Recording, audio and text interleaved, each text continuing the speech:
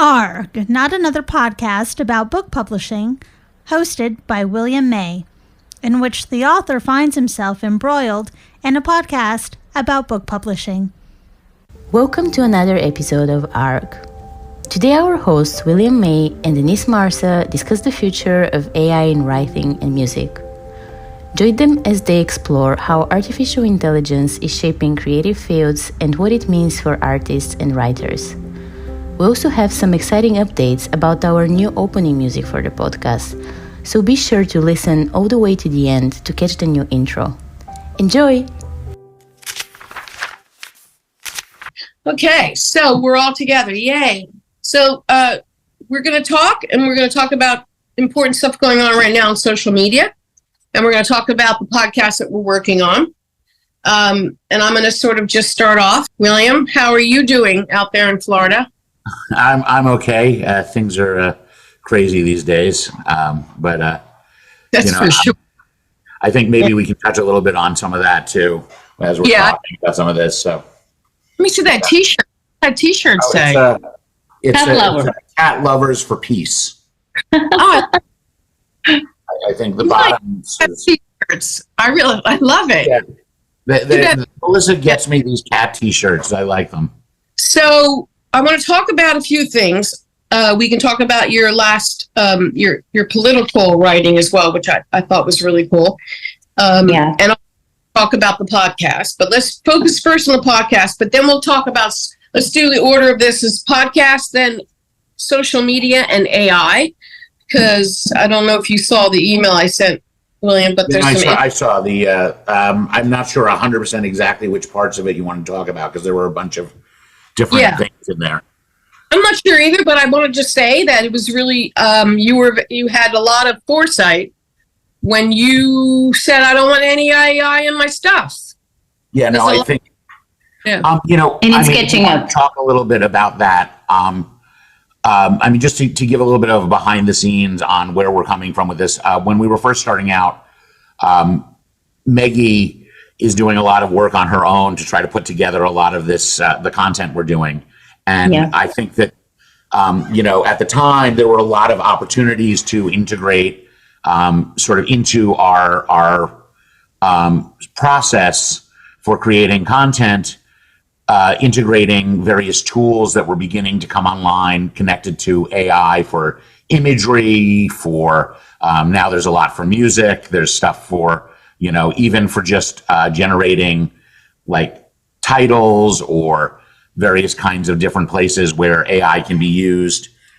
Voices, I think, was one thing that we experimented with. Audio. Yeah.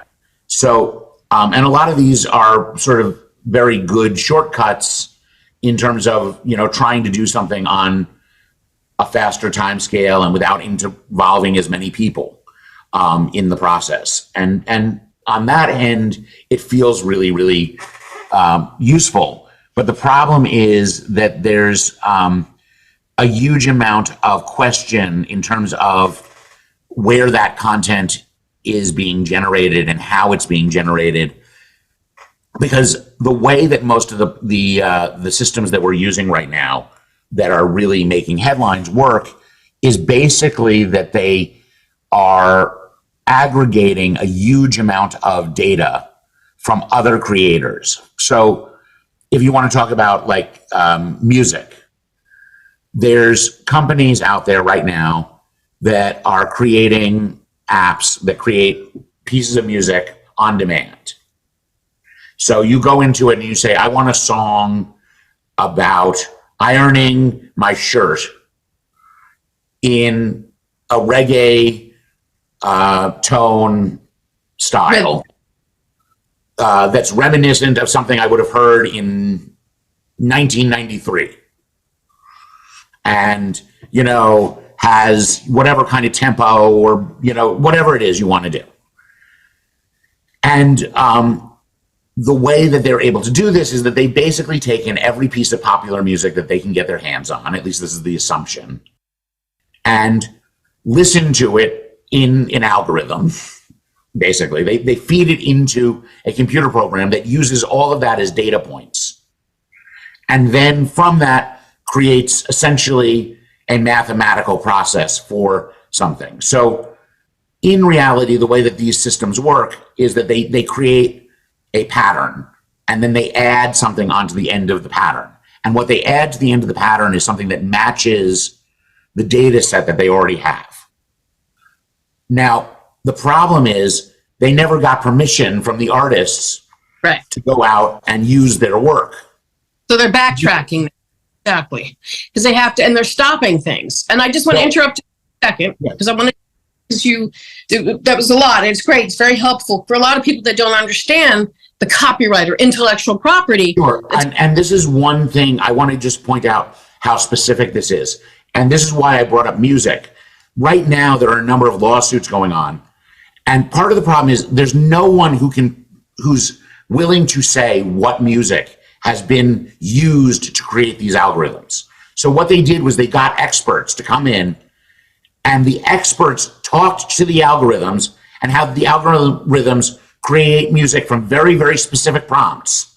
And the music that the algorithms created is almost identical to music that the class action lawsuit, the people who are filing it represent, that they created. So there are people who have proven that these algorithms will recreate, like, I think one of the examples was a piece of music that was pretty much identical to Dancing Queen by ABBA. Yeah. You hear commercials too. I think a lot of people are going to get into trouble. Also, the people that are listening to the music and comparing, they're called musicologists. Because I actually hired one for something in my life that's a bit of an issue still, but I'm not going to talk about it. I let it sleep for the moment because there's too much going on right now. Right. But yeah, musicologist. So I want to add one thing just to go back a couple things. You didn't want to use AI. We 100% supported you, and we understood why. And we only had tried it once or twice. Right. But first time we ever worked with you on a video, we did it with someone else speaking other than yourself, was we hired my friend who's a voiceover artist in LA, Helen, and she did it, and it was lovely. And we like other people speaking your work, but we also really like you speaking it. It's also part of the budget. Like, we paid her, and that's important. That's the part for me that's really crucial for all artists, whatever, being paid. I don't care if it's $25. You got to get paid. I agree. I mean, I think this is something that I've talked about this in other things where I really agree with you. And one thing for me is that I think there are sort of two different sets of questions related to AI. One set is really a set of questions that's more about things like copyright, because we have a problem that, like, okay, there is a problem intellectually with the idea that a person can own an idea.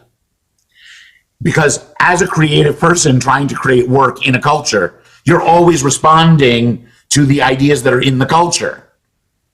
So it makes it very difficult when you also then say, well, but the only way we're going to have for artists to become remunerated is by them owning their work in a specific way that is identical to owning another kind of property. Because really, all thoughts are regenerated to a certain extent. All thoughts are, in a way, AI. Because I wake up in the morning and I might come up with an idea that someone 1,000 years ago thought. The same exact. I think when we talk about AI, I think it's very important to realize that the way AI functions, as much as what we're looking at when we look at the output of it feels like something that's the result of thought, it's not. It's literally, there is a mathematical formula. Right. It's a very, very complicated mathematical formula, but it's not thought. And I think, this is essentially a problem for us understanding what we're looking at, because it's an illusion. It's like, if you've ever looked at, there's an experiment that was done years ago where they show a video of just some lines that were drawn randomly on a piece of paper that are animated. And when they show it to people, people create a story about what must be happening between these different characters that are just figures, like literally shapes and lines on a screen that no one was creating a story. They were just drawing things and moving them around. Right. But when you watch it in your mind, there's a story. Right. I mean, I think the same kind of thing happens. It's very hard not to ascribe the systems that create this intent and purpose. Absolutely. You're absolutely right. The two words, intent and purpose, intentions and the purpose. And that's what happened to the music business when all this digital came into play. They're like, oh, this isn't going to happen. No big deal. Well, they had to backtrack. And now AI is here and now it's causing so much upheaval. And so I will say to you, the main part of this conversation is you were spot on with not what we don't want any of our content coming down. Number two, I want to say is, and we can move to content now with Music Canva, because we have this new podcast we're working on. And I was thinking it's time to change the theme song. And Maggie said, and she played it for a few people, let's update the music. And so I'm happy. I just have to say, like, we're really lucky to have someone as talented as you working on our music here, because I know that, like, I mean, for those of you who listen to our podcast who may not realize this, Denise herself is actually a fairly reputable recording artist who right now just has a new release of her own. And I know this isn't necessarily, Denise is sitting here beaming. I'm sure she's a little bit surprised and embarrassed maybe. But I just think that, you know, it's worth mentioning that you yourself are actually a fairly reputable artist, if you want to talk about your new album for just a second and where people can listen to it. Hello, on all streaming platforms. Thank you, William. Well, William has become my publicist in literally 10 seconds.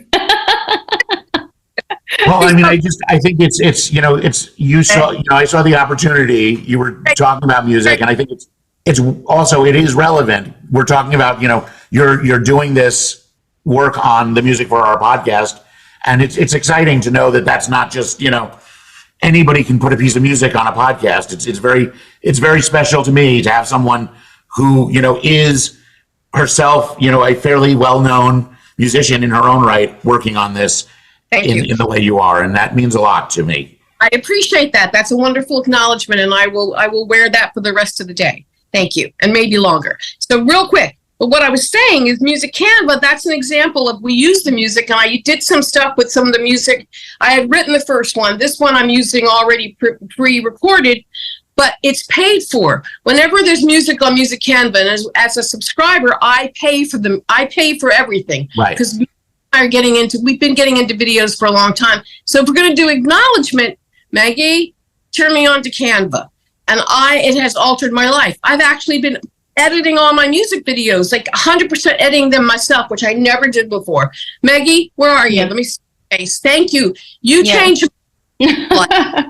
You did. I think as well, so Canva, what they're doing, they have a bunch of, there is also the name of the artist. So I'm going to check the name of the artist of the song that you found. So we can actually mention his name and Canva, of course, because Canva is probably paying him the music rights. But yeah, it does change a lot, and it does help a lot. It's cool. I think that's important to acknowledge as well, is that it's important also to be able to, when you can, acknowledge the people who create the work that you're relying on and using. And I think that's one of those other things that, just to circle back, one of the problems with the AI systems right now is that you don't know who worked on the stuff that it's relying on. And you don't know, even if you knew who the thousands of artists and pieces of work that it was relying on, generally, you don't know specifically what it's drawing on in this moment in creating this. And that's important. And that's why we didn't want to, you didn't want to use AI. We didn't really want to use AI. I would rather also give my friend a little extra bucks in her pocket to speak, or someone else, because artists need to survive.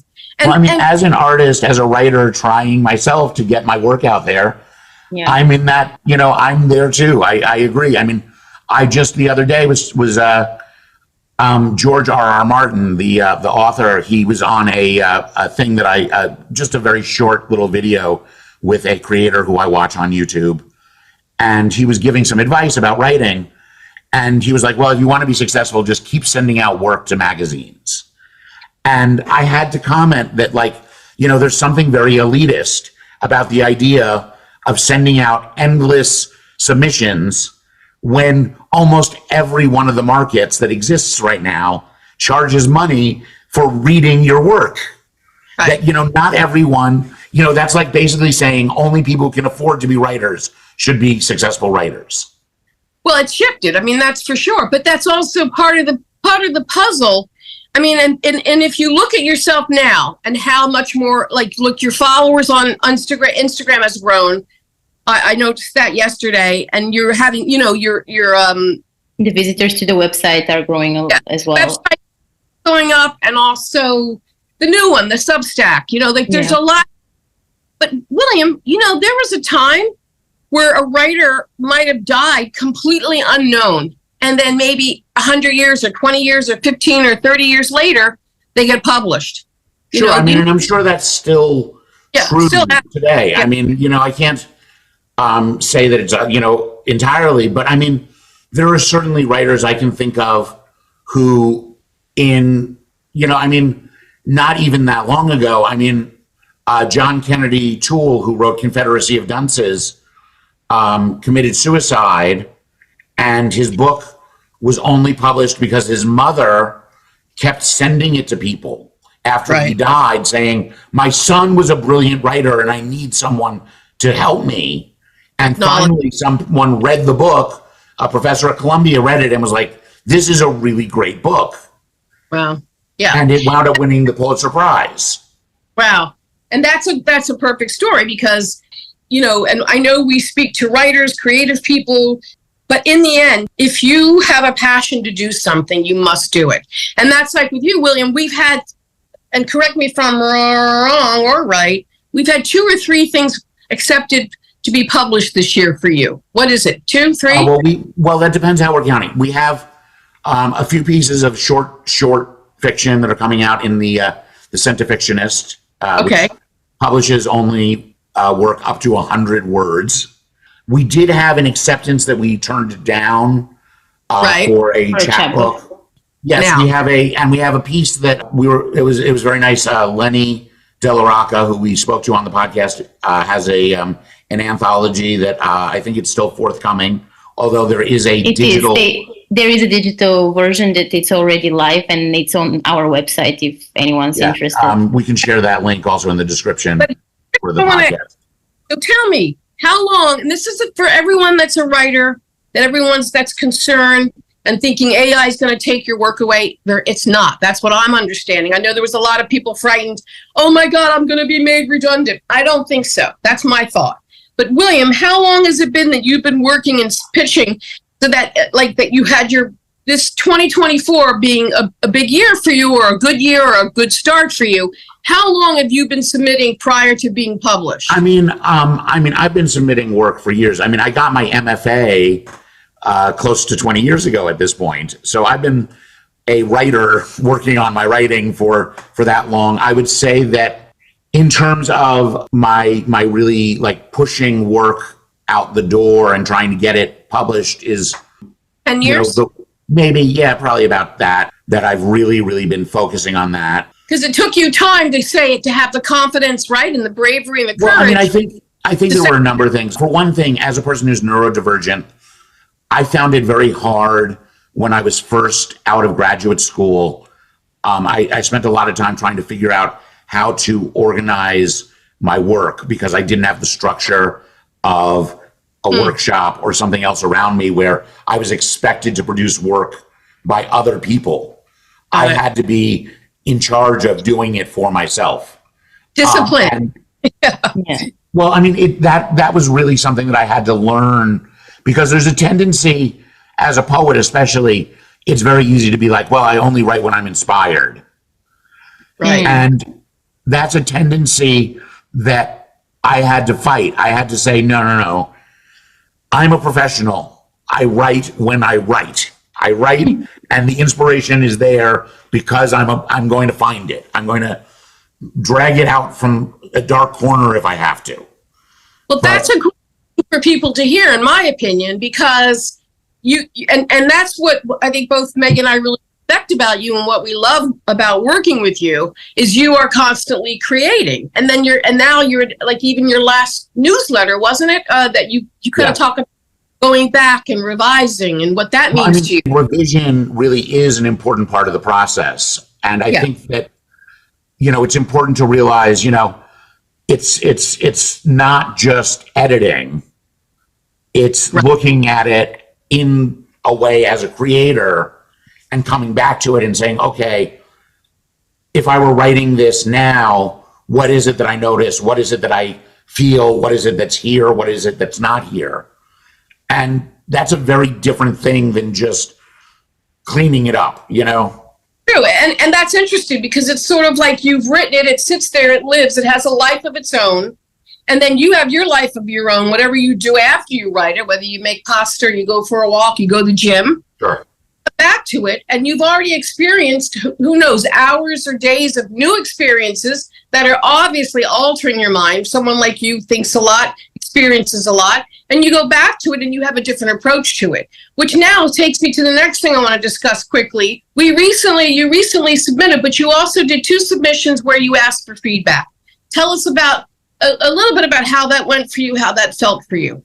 Well, I think, for one thing, I think that as someone who has been through the sort of academic creative writing machine, feedback is something that I'm very used to. I've gotten a lot of very critical feedback from some very, very well-known, sometimes very harsh critics, sometimes from classmates who just don't understand what I'm working on or because my work sometimes isn't in the same milieu as everyone around me. And, so it's natural to be sort of afraid of feedback at first, but there comes a point when you sort of realize that there's a level at which you just have to sort of realize every bit of feedback you get has to be accepted as valid in some way, because anything that one person says to you, there's going to be a lot of other people who think it. That's interesting. Personal, but it could be multi-personal to a certain extent. That doesn't mean that you always have to agree with it or accept it. Right. But you have to take it as something honest and valid and real. That this is a response a person had, and they are telling me what they think. Okay. So how has it gone for you as far as the two? In terms of these journals, for me, what's really valuable is learning more about a specific editor's point of view, which is valuable in a number of ways. For one thing, it's very hard as a writer when there's this, there's very often sort of this curtain around the entire process of decision making. So you send out your work and you get a blind response that doesn't provide any evidence of why they made their decision or how they chose, or you get it better. But when you say curtain, you mean like Wizard of Oz, who's behind the curtain? Well, there's all you see is you don't get to see any of the stuff that's going on back there. Yeah. It's just, you get a letter essentially, and it's usually a form letter, and it usually is, sorry, we decided not to accept your work, but that doesn't mean anything about the quality of the work, which, I could sit here and talk for a half hour about how insulting it is to me that they're rejecting my work and then saying it's not a reflection of the quality of it. Because if they're rejecting my work for a reason other than the quality of my work, that's a problem. I understand why they are saying what they're saying, but the fact is that, if I'm going to be rejected by an editor, I want it to be based on the quality of my work. And maybe more specifically, maybe generic letters in general are kind of not necessarily, maybe they need to rewrite their form letters. Well, I just think that I'm getting into the weeds here when I say this, but the point is, in terms of getting feedback from an editor, the value of an editor giving feedback is knowing what they're seeing, because they are the person making that decision.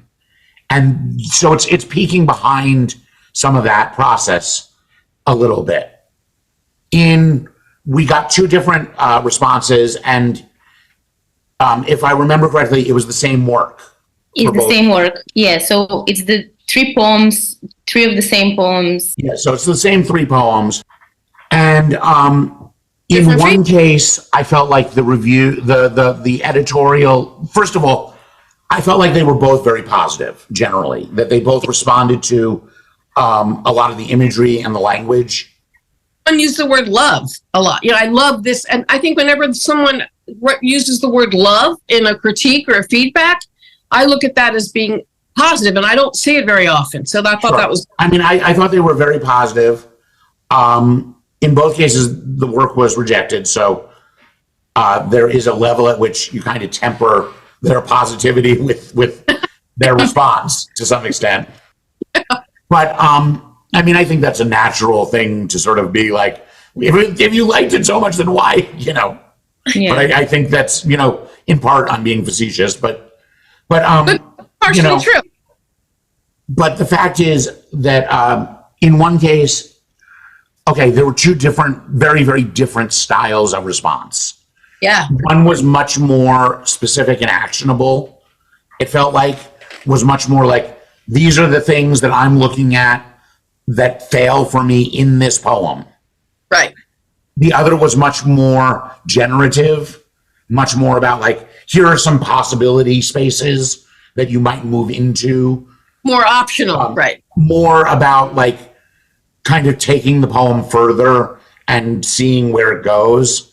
Whereas the other one was more about the poem that was already there and looking at it and saying, okay, what in this poem that exists now, what are the things that mechanically that I would look at and work with? Right.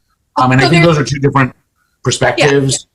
Two different approaches, which is really also what I want to ask you, and I think with any feedback from anything in life, whether someone's talking about your new haircut or someone's talking about a new shirt you got or whatever, you take whatever feedback, and in the end, your own voice is what you want to hear and what you believe. But sometimes you can learn something, or you might think of something you might not have thought before, or maybe those comments will affect or somehow result some differences in the next poem you write.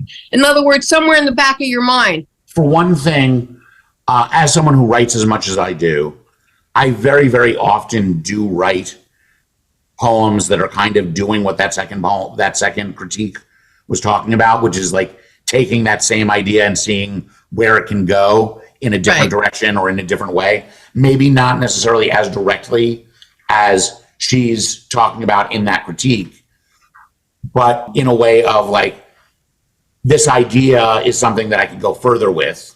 Right. I get it. Yeah. So it could come up 3 months from now. Stanley Kunitz, I think it was, famously said that really every poet has like 2 or 3 poems and everything else is just rewriting those 2 or 3 poems. And it may even have been one poem. I agree. Yeah. Well, then you can say about thought. Everybody has one thought, and then we all have little thoughts around the one thought. But I want to ask you, and I don't want to ask about writers in general. I want to ask you specifically, William, and maybe too, Maggie, because you write. So when you think about being published, and I know that one of the goals is at some point this year, maybe later in the year, we'd like to approach a few publishers about your work, if it's the right time and the timing's right for everybody, including yourself, William. Would you think, because now you're getting a little bit into the feedback, do you think that you would, when it comes to getting published by a publishing house, of which it's very difficult, very, very difficult, very few left, but it's a tough, challenging, competitive world, would you look more at the editor?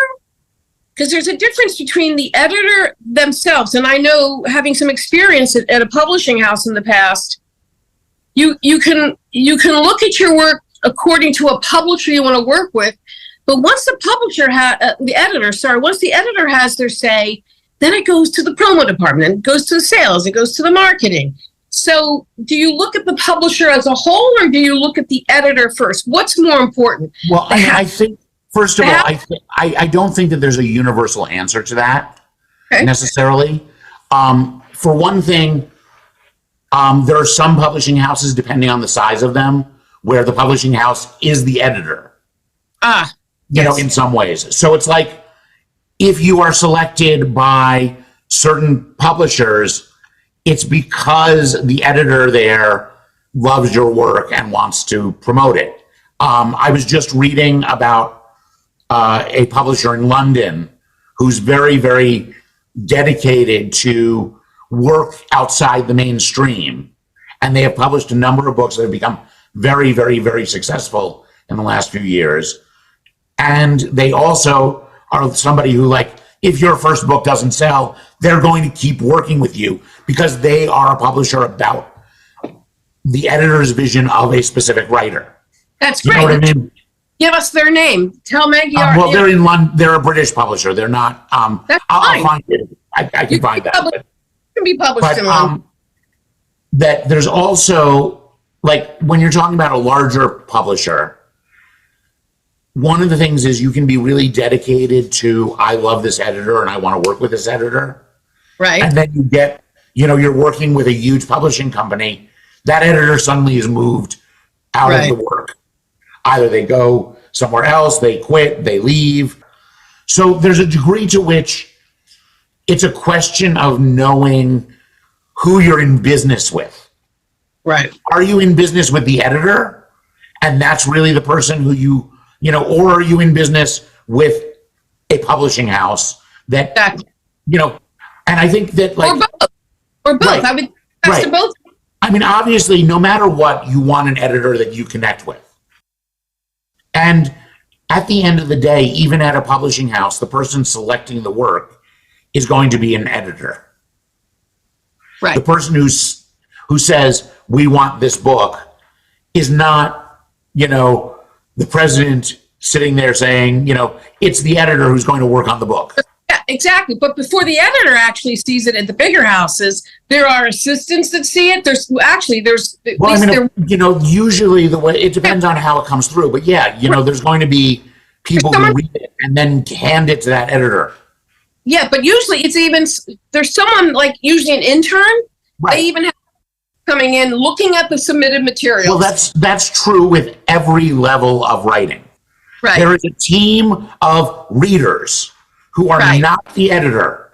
Right. Who read the work before it ever gets sent to someone who actually is the editor. That's what I'm saying. So there's a reader, then there's maybe an assistant editor, then there's the editor. So it goes through a lot of different channels. And usually at the bigger publishing houses, they are only accepting work that's already being vetted because it's coming from an agent. Most likely, yes. And also what happens at the bigger publishing houses, which I don't know if people know, and I know that was something that was happening when I was working in a house for a bit as a consultant. I was going to different departments. But anyway, what I found in all the different departments, and this was a big house, that they actually, they wanted sales and marketing before any editor signed a book. They wanted to be they're a business. Yeah, exactly. So that's part of it. We're going to start wind up a little bit. We're going to start to kind of come to a close of this fabulous conversation. But I have one thing I want to talk about before we do stop. The music. Did you get a chance to check out the music for the podcast? I liked it. I mean, I heard it. I like it too. Do you want to play it for the audience? Yeah, there's 3 different pieces, right? You realize that? Yeah, you blended it together. Yeah. You like the first one. Me too. I like the first one. But do you like it when I go to the other pieces as well, or you like just using one? No, I thought you were talking about the whole suite. But we can also separate it. There's 3 different pieces. No, but I think it works. I think I like the sort of movement. Okay, cool. Maggie, who is, let me remind everybody, she's from Bulgaria, but she's right now in Portugal. And just to end the show on a little bit of a light, Maggie, how are you feeling lately about romance? Pretty good. I think I'm happy. I think I'm happy. Awesome. And also I want to one way to keep a relationship really flourishing and happy is to go shopping with your partner for a new shirt. And with that, I will play our out music. It's been awesome. Hold on, stand by.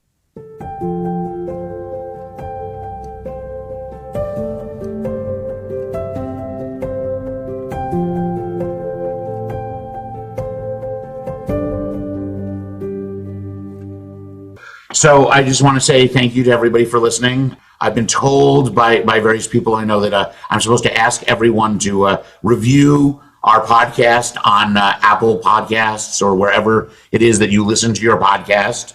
We're trying to get it out there. I feel like this is kind of maybe some important stuff that we talked about here, even if it's not our usual thing. If you enjoyed this discussion, maybe we can make it a regular thing and just let us know. You can reach us on social media at William May Writes on Instagram and on my website, which is also williammaywrites.com.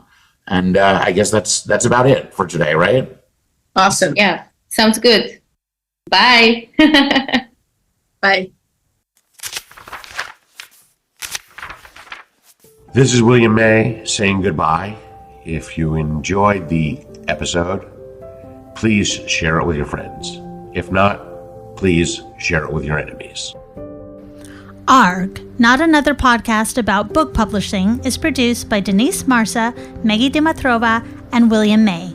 Please visit williammaywrites.com for social media links, recited poems, and more.